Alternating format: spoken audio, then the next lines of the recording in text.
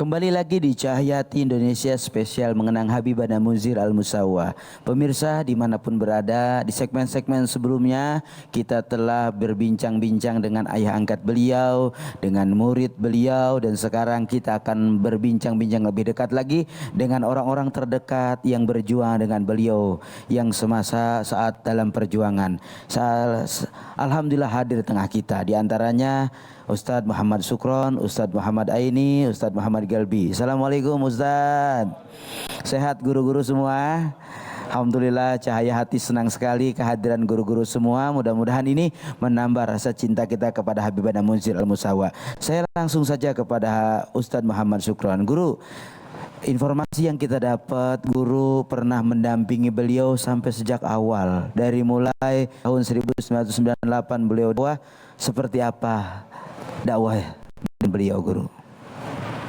Terima kasih. Memang sejak tahun 1998 saya ikut dengan beliau untuk mengajar di beberapa tempat majelis taklim sampai dengan saat ini, alhamdulillah. Dan yang saya bisa ambil dari beliau adalah kecintaan beliau kepada Rasulullah SAW. Yang dari kecintaan itu beliau pernah mengatakan bahwa cinta itu menumbuhkan kekaguman, dan kekaguman itu menumbuhkan keteladanan, dan keteladanan itu akan menumbuhkan semangat. Oleh karenanya Al-Habib Munzir bin Fuad Al-Musawa dikenal oleh para jamaahnya adalah sosok seorang guru yang semangat di dalam berdakwahnya ini sangat besar. Sebagaimana jamaah itu melihat secara langsung, walaupun beliau dalam keadaan terbaring sakit, bahkan dalam keadaan diimpus, Masya Allah, beliau tetap mengajar, hadir di majelis-majelis rutin beliau, terutama di majelis Jalsa Isnain di Masjid Al-Munawwar Pancoran. Masya Allah. Bahkan pernah beliau itu disarankan oleh dokter untuk jangan bangun dari tempat tidurnya. Allahu Akbar. Akan tetapi dari semangat beliau itu, beliau tetap meminta untuk bisa hadir di majelis beliau. Masya Allah. Bahkan beliau meminta kepada kita Guru, untuk bisa izin kepada rumah sakit, kalau beliau tidak diizinkan untuk bangun dari tempat tidur, tempat tidurnya dibawa ke majelis taklim. Allahu Akbar. Dan itu tidak diizinkan oleh pihak rumah sakit, maka beliau mencari siasat. Beliau membeli tempat tidur khusus seperti rumah sakit. Masya Allah. Jadi tempat tidur itu beliau beli, sehingga tempat tidur itu bisa beliau bawa untuk beliau hadir di majelis beliau di malam Selasa. Saking sampai nggak mau ninggalin majelis. Betul, itulah buah semangat beliau. Baik, guru. Dan juga sebagai tanda kecintaan beliau kepada murid-muridnya. Baik, Masya Allah, luar biasa, Gus Sukron. Kita lanjut dulu kepada Ustadz Muhammad Galbi. Kita dengar bahwa Ustadz ini sebagai munsyid yang diamanahkan untuk mengurus hadroh daripada majelis Rasulullah. Seperti apa amanah ini, Ustadz? Baik, Assalamualaikum warahmatullahi wabarakatuh. Allahumma salli wa sallim ala Sayyidina Muhammadin miftahi babi rahmatillah. Adada ma fi ilmillah salatan wa salaman daimaini bidawami mulkillah wa ala alihi wa sahbihi. Alhamdulillah rabbil alamin. Berkenaan dengan pertanyaannya tadi tentang munsyid, Ustadz. Munsyid ya, mengurusin hadroh. Ya, alhamdulillah saya diamanatin oleh beliau untuk, tadinya dulunya saya tuh ikut. Iya. Jadi bukan jadi awalnya ya. Awalnya Nah, hanya ikut. Peristiwa itu juga penuh dengan apa namanya suatu hal yang di luar logika bagi saya. Benar. Gitu kalau nggak kebayang ya. nggak kebayang, benar. Jadi gini Ustadz, saya dulu saya sekolah di Madrasah Aliyah Negeri Manfaat Jakarta. Baik, Guru. Di Pondok Pinang. Jadi singkat ceritanya dulu teman saya itu disuruh teman saya itu adalah orang yang sempat dekat dengan Habibana Munzir. Alhamdulillah. Beliau menyuruh coba ente cari yang namanya Muhammad Irfan. Irfan dulu nama asli saya Irfan. Oh, Irfan. Nah, nama asli saya. Boleh diceritain Iya. gimana jadinya Muhammad Kolbi ini? Iya. Bukan hanya saya yang diganti nama oleh beliau, tapi Ini beliau yang ganti langsung. iya. Masya Banyak Allah. juga orang-orang yang dekat beliau dinamai dengan nama Muhammad. Itu bentuk dari tanda saking cintanya beliau terhadap Rasulullah SAW. Jadi orang-orang yang di sekitar beliau semua diganti atau ditambahi dengan nama Muhammad di awalnya. Allahu Akbar. Gitu. Gitu Ustaz. Ya awalnya itu teman saya tuh disuruh nyari oleh beliau, coba ente cari namanya Irfan di Fatmawati saat itu. Ana kan tinggal di Fatmawati. Nah ini Ustaz, Ana waktu teman Ana nyuruh itu, ente suruh hadir pengajian di tempat guru Ana nggak tahu. Ana nggak tahu. Benar. Di mana? Ana nggak pernah ketemu guru antum. Pernah Ana ketemu sekali. Waktu itu ngaji di Masjid Raya Al Munawar Pancoran. Hanya itu saja. Cuman uniknya di sini adalah beliau mencari saya untuk dibawa langsung ke hadapan beliau Masya di Allah. majelis malam Jumat waktu itu masih di Rawa Kemiri ya? Bukan di mana? Pondok Gede. Di situ Ustaz. Oke. Singkat cerita aneh akhirnya ikut. Lalu langsung ditemukan oleh Habibana Munzir, Bib ini bukan Bib yang antum maksud. Nah, iya, ini dia nama Irfan yang ana maksud. Nah, dari situ aneh ngikutin hadroh, belajar selawat. Langsung beliau pertama kali bertanya kepada saya, maukah antum nih ikut atau bergabung di hadroh Majelis Rasulullah? Aneh kan nggak tahu Ustaz awalnya. Masih Banyak awam lah ya. Iya, banyak rahasia yang tersembunyi di situ yang akhirnya terjawab ketika waktu berjalan Masya gitu. Allah. Jadi aneh emang nggak tahu sama sekali tentang qasidah-qasidah selawat-selawat. Tapi beliau tuh wallahu alam mungkin dengan mata batin beliau, Amin. beliau langsung maukah antum bergabung di hadroh Majelis Rasulullah? Aneh bilang saat itu ya insya Allah Habib, cuman aneh nggak tahu apa-apaan, nanti ikut-ikut aja. Walhasil Seiring waktu gitu ya? seiring waktu Masya Allah. sampai akhirnya aneh menjadi diamanatin itu mengurus daripada hadroh Majelis Rasulullah SAW. Masya Allah. Terima kasih guru, luar biasa. Ada lagi dengan kita hadir Ustadz Muhammad Aini. Masya Allah. Beliau orang yang beruntung kalau menurut saya. Bisa menjadi asisten, nemenin keseharian seperti apa. Bahkan mungkin sering juga bercanda sama Habibana Munzir. Saya ngelihat sekali nampak beliau sedang kangen banget sama Habibana Munzir. Seperti apa ngurus daripada almarhum Habibana Munzir? Boleh berbagi cerita dengan kita? Bismillahirrahmanirrahim. Ya, sehari-hari Agus cuma ikut beliau aja. Guru, boleh lebih keras suaranya? Agus nggak biasa, orang nggak biasa ngomong Pak Ustadz.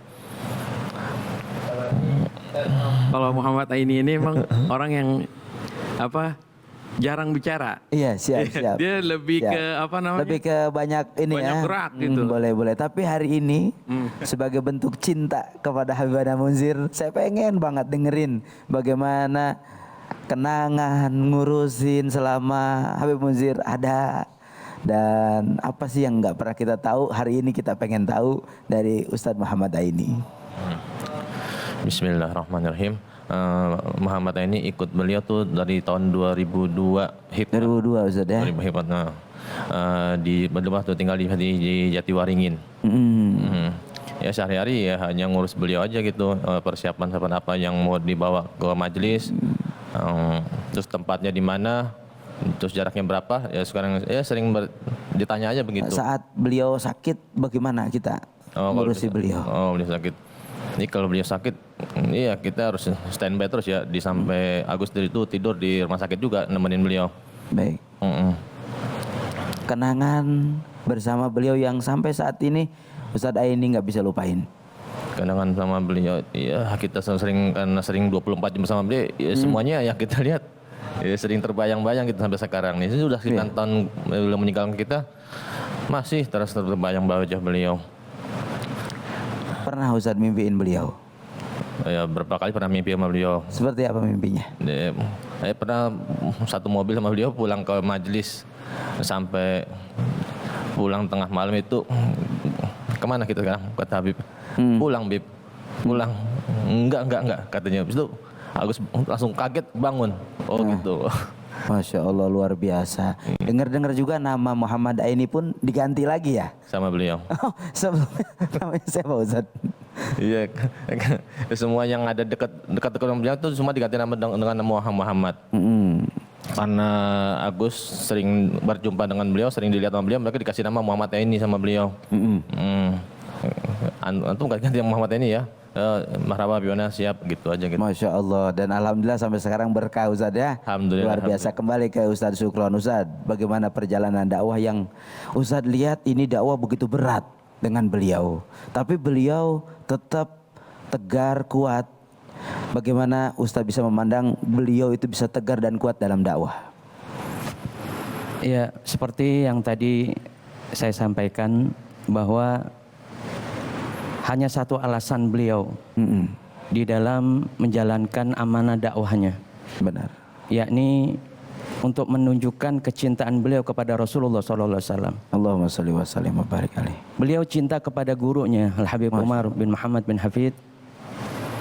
Itu sebagai wasilah beliau untuk bisa mendapatkan kecintaan yang lebih Masya Allah. dari Rasulullah SAW. Beliau bersemangat di dalam berdakwah, memberikan tausiah kepada murid-muridnya di dalam kesempatan majelis. Itu pun buah dari cinta kepada Rasulullah SAW. Sampai beliau itu tidak pernah memperdulikan bagaimana kondisi beliau. Masya Allah. Sekalipun beliau dalam keadaan sakit. Itu. Berapa lama juga Ustaz beliau? Kita dengar dakwahnya sampai naik angkot. Apa itu betul Ustaz? Betul. Jadi memang di awal-awal kiprah beliau untuk berdakwah itu kurang lebih sekitar 2 tahun.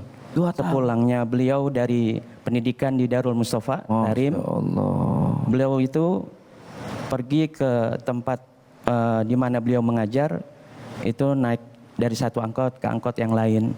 Bahkan kalau dalam kondisi tertentu yang tidak dapat beliau bisa naik angkot, maka beliau meminta kita nih untuk mencari pinjaman mobil. Itu. Oh, saat itu belum ada kendaraan. Belum punya kendaraan. Baik. Itu. Baik Ustaz. Jadi kita pun mencari gitu jamaah yang punya mobil, terus kita mintakan untuk dipinjamkan pada Habib Munzir. Masya Allah. Untuk bisa memberikan kemudahan kepada beliau. Benar. Ada juga cerita kalau beliau sempat dan sampai tidur di depan toko. Iya. Ini ceritanya seperti apa Guru? Sebenarnya sih tepatnya bukan toko ya. Bukan toko ya? Tapi di pelataran rumah jamaah. Masya Allah. Jadi beliau itu karena malamnya digunakan untuk mengajar, sehingga kadang-kadang selesai mengajar itu tengah malam, bahkan dini hari sekitar jam 2 pagi. Nah beliau di Jakarta ini belum ada rumah. Baik. Jadi beliau tidur numpang di rumah jamaah. Seingat Guru itu di mana waktu itu Guru? Itu di daerah Condet. Condet. Itu di rumah kediaman almarhum Bapak Sanwani. Masya. Jadi beliau datang itu sekitar jam 2 pagi, namun takut kehadiran beliau, kedatangan beliau itu mengganggu istirahat Allahu Akbar. daripada muridnya. Baik. Saat itu, maka beliau tidur di pelataran depan rumahnya. Masya Itu Allah. dengan beralaskan rida beliau. Saking nggak mau mengganggu. Saking beliau nggak mau mengganggu istirahat muridnya saat itu. Masya Allah, luar biasa. Begitu luar biasa. Tapi apa yang saat itu beliau sikapi Guru? Ketika perjalanan dakwah itu ternyata berat dan luar biasa. Apa yang Guru bisa ambil pelajaran dari apa yang beliau lakukan? Itulah konsekuensi bagi seorang pendakwah sejati. Benar. Beliau ini